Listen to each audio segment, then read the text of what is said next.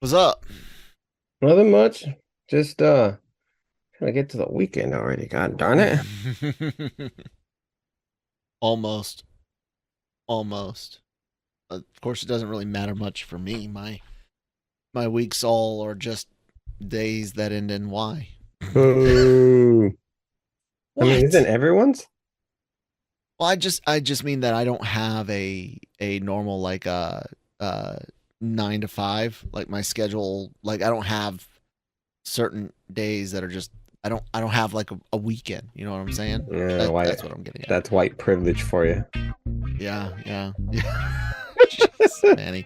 Already trying to get us canceled. The intro hasn't even run yet. Hello, everybody. Welcome to the Daily Cup of Genre, almost Daily Cup of Genre, here on the Genreverse YouTube channel and the Genreverse Podcast Network, available on all your favorite podcast apps such as Google, Spotify, Apple, Shut Up Phone, um, yeah, the new podcast network Shut Up Phone. It's great. I highly suggest you guys try it out.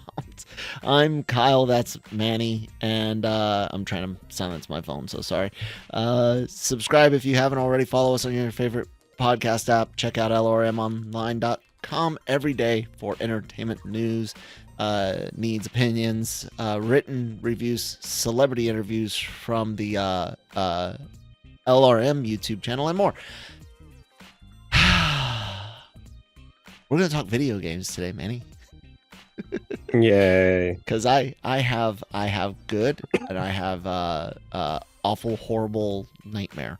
On the good, the Spider-Man Marvel's Spider-Man 2 trailer dropped. Did you get a chance to check that beautiful game footage out, Manny?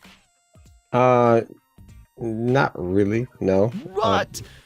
What? Oh man. Well, I'm going to of course play it for play it for the audience here. We get our first look at, this is the PlayStation game, of course. We get our first look at Spidey in the symbiote suit, which is great. They make it look organic, going over his actual, advanced suit, his normal Spider-Man suit, so you can see like the uniform lines through the biomass, if you will. The powers look cool. Everything looks great on it. But I did have some fun. Spidey's voice is rather gruff. I'll play a quick little audio clip for the audience if you guys haven't seen it yet. But he's got a I am Batman, or excuse me, I am Spider-Man thing going on, which I get because he's in the symbiote and they're kind of doing, Venom makes you a bit more aggressive and stuff like that. Um, I dug it. It looks like a lot of fun. Uh, PlayStation 5 exclusive, or at least PlayStation exclusive. I think it's 5 exclusive. Um, Yeah. and due out in fall of this year, which doesn't mean jack shit. So we'll Yeah. see. Yeah, I say that to Suicide Squad. Did you pick it? Did you? Are you taking a look at the trailer or anything right It now? The it looks gameplay like every other footage. Spider-Man game I've played. But you So get the suit, man. Like wow, you get the suit. In the you last game, get you got the like 18 suits. no. Yeah. It's the symbiote suit though, with the Yeah. symbiote It's powers. The last time we got this, you jerk, was God, what was it called? Web of Shadows. was it? I think The last time we damn. got like a an open world one was Web of Shadows Oh, with the okay. suit, because you had what, not friend or foe, what was it, uh Web of Shadows or Shattered Web or something like that, where you got to play like Ultimate Spider-Man in the symbiote suit, but it was more of like an action beat 'em up game versus, the open world I'm not Spidey saying games. I there's mean, anything wrong no. with it. I'm just saying there's nothing. It's like it's just a different you suit. gotta I you, mean, you this is gotta like watch you gotta watch the this is all like 12 getting a new minutes for the iPhone. gameplay, man. No, there's additional mechanics and stuff, you jerk. Oh, he can Anyways. turn to the left. Wow. Like it looks exactly like other Spider-Man games. Okay. Like I'm watching it right now. I'm just like, Are you okay, just so upset that Are you just upset because you can't play it? Is that what it is? Do you have a PS5? Wait, uh no, I'm gonna actually I'll be getting one pretty soon, but no. Okay, well, specifically because I still do want to play the Harry Potter game, and also PC, I man. haven't played. PC. Everyone keeps telling me just go PC, and I'm like, no, f you. I'm not one of those gamers. That's Yeah. yeah. Anyways. Oh, actually, the thing is also, I don't have that kind of time. Yeah, And I hear you so on that. I wish I did, because I mean, I buy games a lot of times. I end up buying games, and they stay in the wrapper for a very long time, which is a topic we're going to talk about soon, because soon I don't even have to worry about that anyway. Yeah. We'll get to that in a minute, because that was the other big topic. That was the bad. When it comes to this though, what upsets me is just how many other games and characters we could really use this type of thing for, and not just comic books, but you go back and you start thinking about oh crap, what were we playing the other day? There was I'm sorry guys, I'm having a complete. I was just talking about a game the other day with Christine that I was like, man, we need a real a new 3D open world version of this, and it was frack, man.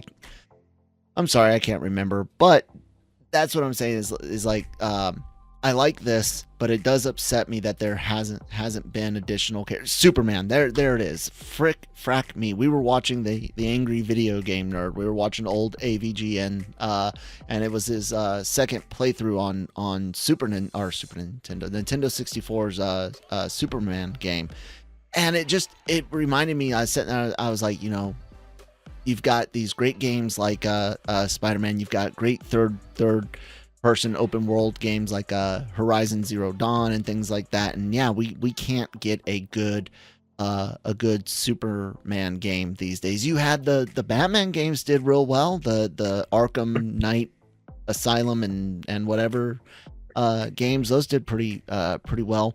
But where you have the Avengers thing, which failed miserably, and then you do the same with the Guardians of the Galaxy, the exact same game, just it was mostly better according to most. I didn't care for either one too much. Thank God I didn't spend much time or money on them. But they make this formula work for Spider-Man so well, and yet we don't have other hell, we can't even get the Suicide Squad kills the Justice League or whatever it's called to actually hit market. Yeah, that game was teased during the first DC fandom back in 1920. No, it had to have been 20 or 21. 20. It had been because it was virtual. Yeah. 20 or 21. Yeah. 21 I think was the second one, and then 22 they didn't do one. Yeah. I don't know, something like that. Maybe it was 21. Maybe. Anywho, yeah, the thing about Superman though is he's a very difficult character to do a video game with, because should it be though? I mean, like, his powers make it difficult. Like he's very, very OP, and it just like just the explanation of how your life gain or decrease makes it a little I'll give you that. Yeah, that you know, like you have to scale up the enemies where everyone's fighting with kryptonite gauntlets or something like that. But I do think you come up with a balance. Like, for example, the fact that he can go around the world in the blink of an eye. You have to use a way to have a relatively open world that allows him to be super fast, but you create the environment where blazing speed the whole time doesn't make sense. You basically have to find that balance with the audience of, hey, we know he can do more, just like you knew Link damn well could jump all the way back in Ocarina of Time, and yet jumping Link is a anyways. you have to find that type of balance where the audience says, okay, I'm willing to meet you here. I know that we're capable of more, but in order to have this Superman experience, I'm gonna have to, accept this limitation. And you use things like in the story, like, well, he doesn't need to go to Africa. Just because you can run to Africa in the blink of an eye doesn't mean he needs to go there right now.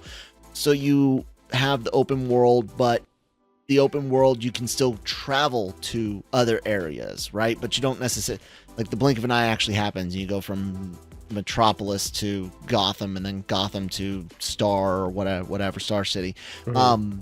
And you have little, like, mini open worlds in each of those little things like that. But the power one is interesting because Kryptonite. I love how Kryptonite has various levels of effect.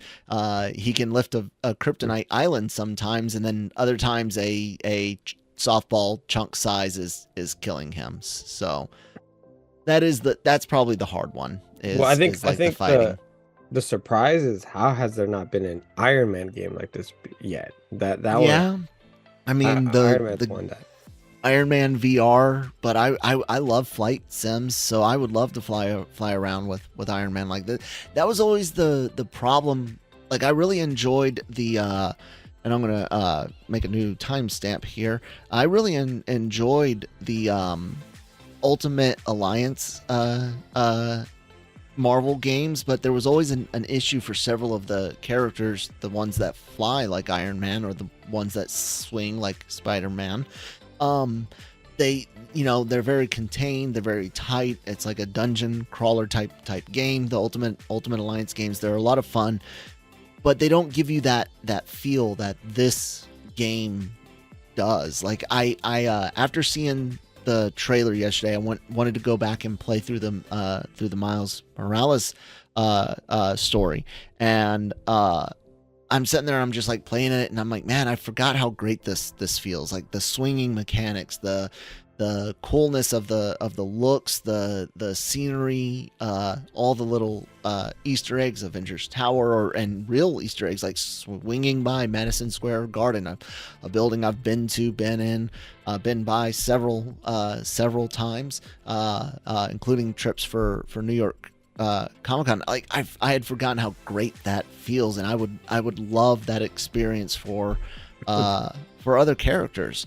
And it doesn't always have to be an open world 3D adventure game like this, but that really does help, especially if it's a character that's high mobility.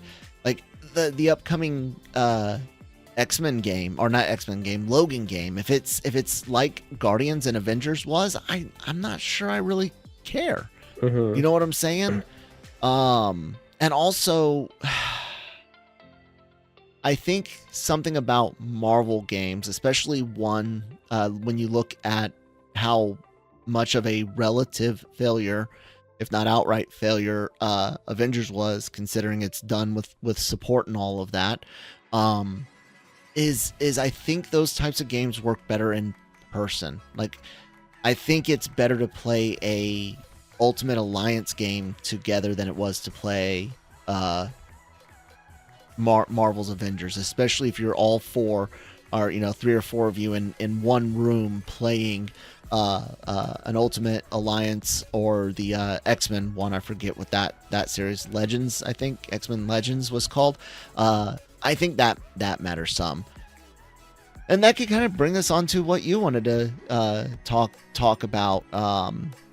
As we require less and less interactions, and the cost of business, shipping, keeping people to stock shelves and all that increases, you're seeing more and more turns to all digital. I mean, you've got all digital consoles out there. I have a huge digital Steam library, but I also have a very large physical media library, both for movies and games. I try to buy as many games physically as I can, because of that fear of a digital store shutting down.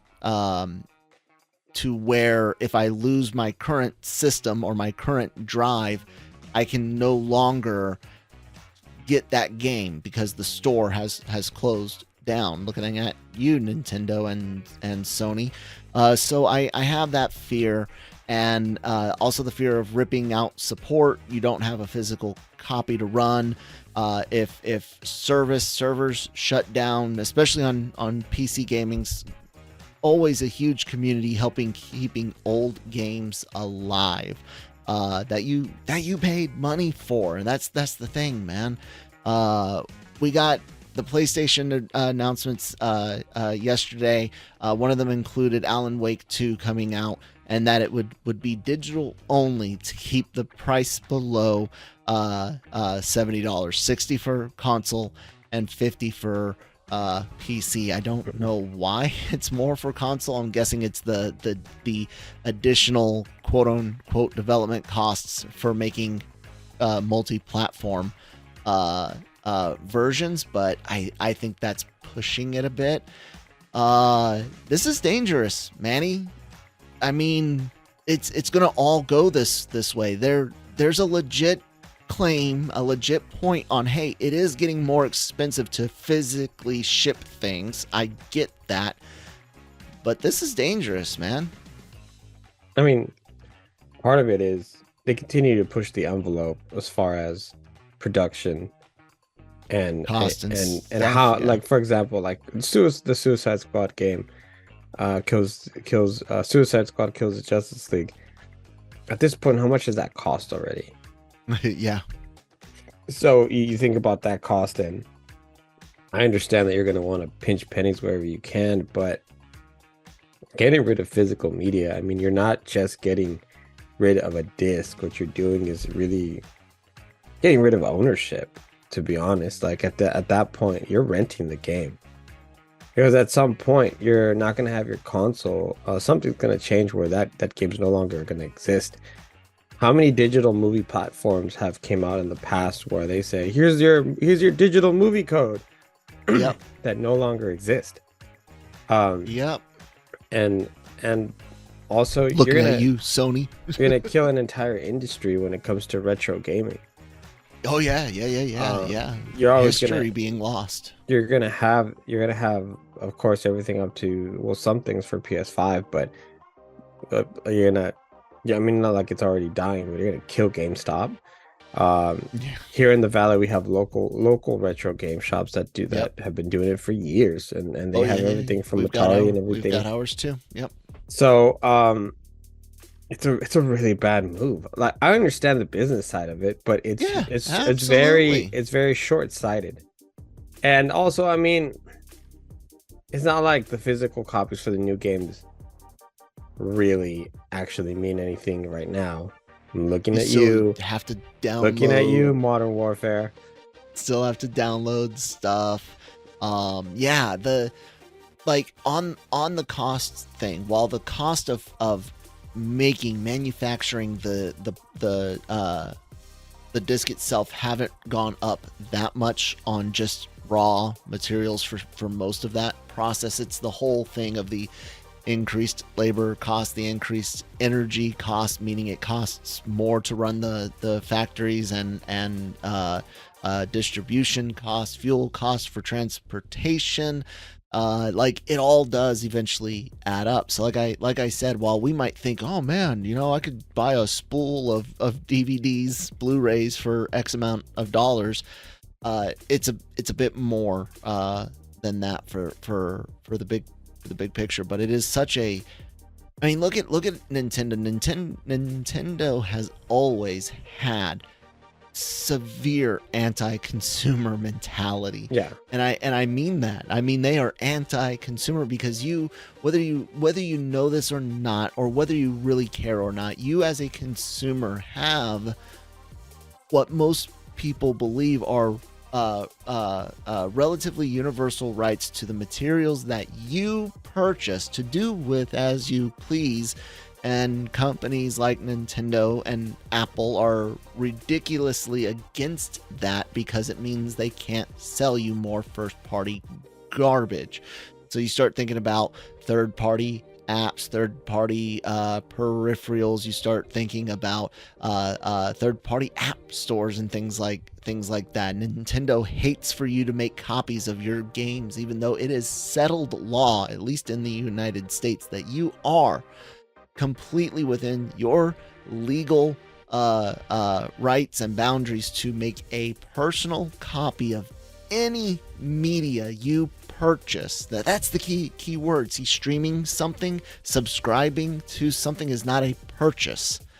That's in the terms of agreement whenever you buy things or sign up for a streaming service. So Nintendo is very, very anti making legal copies, because then you can sit there and do whatever you want with that copy, including play it on your phone, on an emulator on your phone. You can legally do that. And of course there's piracy that they are over concerned about. If anything, their behavior causes additional piracy, because then they shut down game stores like on the Wii U, 3DS. And if you want to play those games again, Nintendo makes it the only way that you can is, subscribing to their Nintendo Online service. If that's not anti-consumer, I don't know what is. You already paid for it once, and now just because, say, your system or drive dies, you have to pay for it again, or not even get the ability to pay for it again. Only get to subscribe to it so they can take it away any time they want. Yeah, it's happening.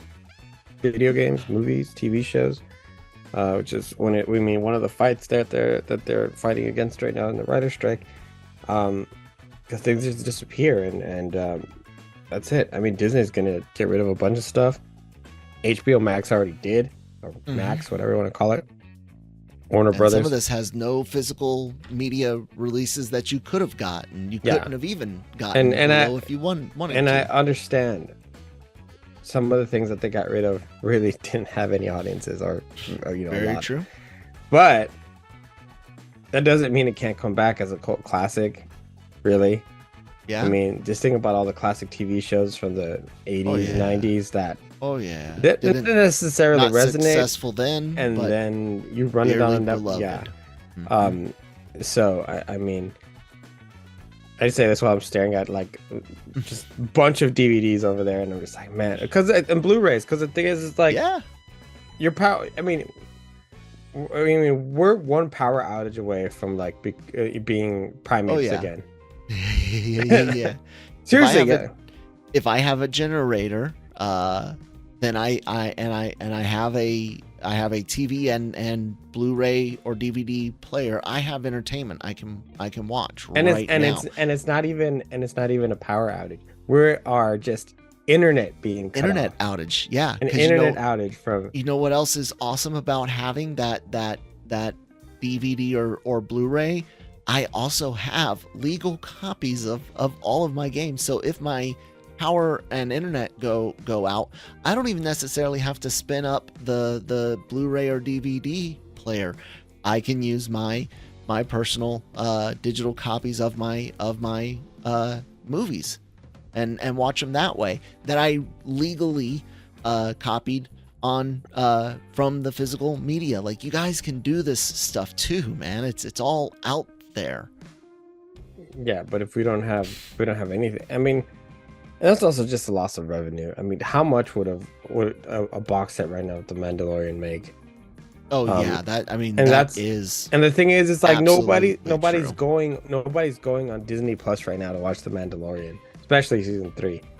Like, if you watch it, you watched it. Yeah, there's some people that are gonna go rewatch it, like anything.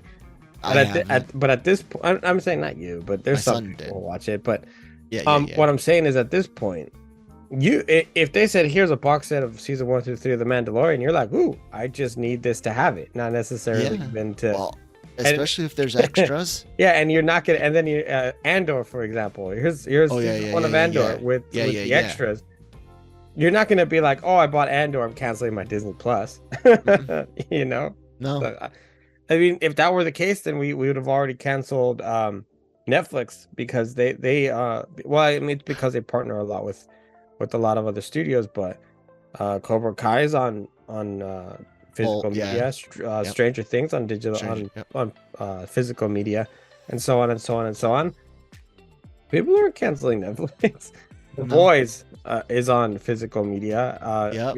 I mean, I just go on and on. But Let's all admit this. If if Prime Video was not included with our Prime subscriptions, I don't know if people would be paying for it separately. oh no, I You know, I 100% agree with that's you. how they were able to get the ability to make The Boys, Wheel of Time, Rings of Power type stuff. That's all Amazon, right?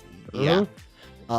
That's how they were able to do it, was that, hey, you know, they've got, now that they've got some of those, especially The Boys, I do think they could potentially stand on their own. I wonder if they would ever do that, offer the subscription to the video platform alone. Well, now they have even more because of their expansion with MGM. Mm-hmm. And I think that their release schedules have been very, very well done, where you give the movie a month in theaters, and the people who are going to go to the theaters are going to go to the theaters. The perfect example was Creed. Air didn't do that great, but it also didn't do that bad. It made a whole lot more money than it would have on streaming. So it's a real testament to theaters, and it always made me happy to see, because Paramount Plus, HBO Max, and Prime and Amazon seem to get it, where it's like, no, if we're making movies, we need to put them in theaters. Theaters. I mean, Zaslav said it himself, that, you know, we're not doing this straight to Max releases anymore. It's got to go to the theaters, and you know, even if it's a shorter window, I think that it's the right move. Let me go watch the movie in theaters. Let me go enjoy it, or give me the option regardless. Like sometimes I'll do dual releases, where it's like it's going to be out on, and then a lot of times though, some of those movies are reviewed, and then they do well, and then they go, just kidding, it's only in theaters. A Smile was a perfect example. It did really, really well. It was supposed to go just straight to because I had to go back and look at one of my pieces. I was like, wasn't this straight to Paramount Plus? And then I went way back when it first announced, and it was Paramount Plus exclusive. And then I went through the film festivals, and it was like, just kidding, it's only in theaters. We'll put it on here eventually. Mm-hmm. It's just it's the only way to make money, and I think you're gonna lose. Video games are gonna lose, because the thing is, it's like, it's gonna be such a process of like downloading stuff and everything. It's the same thing. I think they're gonna lose money on that too, because it's gonna turn people away. Hell, I don't feel like just download it. It doesn't feel right, you know? Yeah, no, I get it, man. I had asked this back in 2021, maybe even late 2020. When will Hollywood start dragging consumers, kicking and screaming, back to the theaters? And they're starting to do it, but I think they're also going to start dragging people, kicking and screaming, to the browser or brick and mortar store for not necessarily as much physical media as we used to get, but I do see. Here's why I think Hollywood might try to push physical media again, and it'll never be like it used to be. And I know we're talking about video games, trying to save a buck here. The thing about Hollywood is that people are looking to make money in the long term, and the only way they can do that is by someone buying a copy of it, right? The residuals via streaming aren't enough. That's part of what's going on with the writer's strike, is an argument of how much those residuals should be. Regardless, we know from money losses on the companies that own the streaming services that the residuals aren't going to be, they don't have enough. They're running losses here. Okay, so you've got that going on, and oh my god, I just lost my freaking thought. What were we were the writers, the costs. Mm-hmm. Oh my god, that's the second time today, guys. It's all good, man. I guess what I'll we've been right this whole time, and sometimes we sound kind of conspiracy-ish, whatever. Yeah. We look like Conspiratorial? that guy. Yeah, we look like that guy on the board. From was it Pacific Rim or something like that? Yeah, I think it was Pacific Rim. Anyway, isn't he the guy from Always Sunny in Philadelphia? Yeah. Okay. Okay. But we were right, because what happened?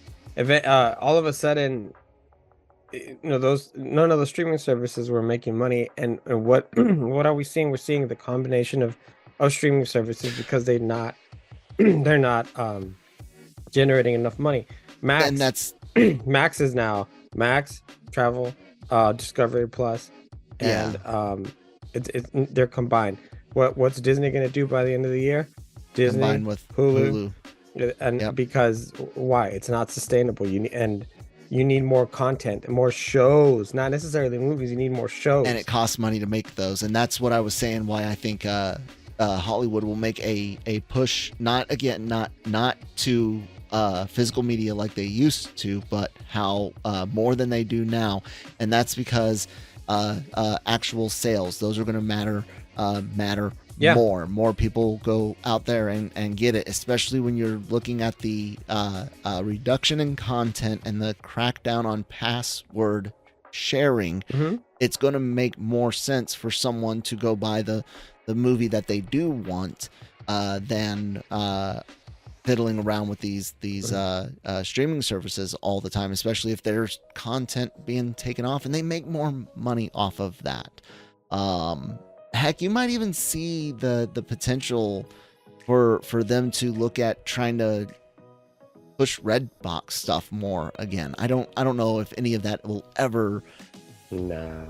The point being is they're looking for ways to make money, and they're going back to what was like tried classic and true. ways. Yeah. And in all honesty, ladies and gentlemen, that benefits us. If you buy it, you have a better chance of being able to view it in case of multiple obstacles, ranging from power or internet outages to contract and licensing changes to absolute bankruptcy of a company, and now their services are no longer available. And you're at the mercy of whoever buys up their assets. So also, it's a solid way to know how popular something is, because you can't. There's some times with streaming where it's like, you wonder why things get canceled, and sometimes you need, I don't know. Yeah, it definitely provides a lot better data for sure. Sure. And it provides money. money. Yes. We have done it. We've made it through another episode during the writer's strike. It's weird. You and I really weren't able to podcast for the first bit, too much of the writer's strike getting kicked off. But I got to get set up for AVR Squared. We're doing our Dr. Stone season 3 episode 8 reaction. You guys can watch anime reactions and more content here on the Genreverse YouTube channel, Daily Cog, Breaking Geek Radio. They're going to be reviewing The Little Mermaid this week, so be sure to tune in and check that out. Nothing like a few grown men talking about the Little Mermaid. No, wait. Jonesy does have a daughter. I think, yeah. None of the others have any kids, let alone the primary audience for this. Anyways, check out their review. Enjoy Star Wars content, anime content. If it's not a reaction, and then the audio goes up on all your favorite podcast apps. lrmonline.com. My brain is obviously having issues. Friday. Anything else? Yeah, I watched that entire Spider-Man trailer. Like It looks like, yeah, no, I liked it. It looks like every other Spider-Man game. I can tell you the same thing about Batman games. It look very, very similar. They make tweaks and everything. It's still fun. I love playing them. That's not that's not what I'm saying. You know my number one problem with it? It's What is called it? Marvel's Spider-Man 2 instead of Marvel's Spider-Man the Big Hunt or something like that. I hate Miracle. What about Spider-Man Welcome to New York City? Oh, shut featuring up, Manny. Miles We're outside, ladies and gentlemen.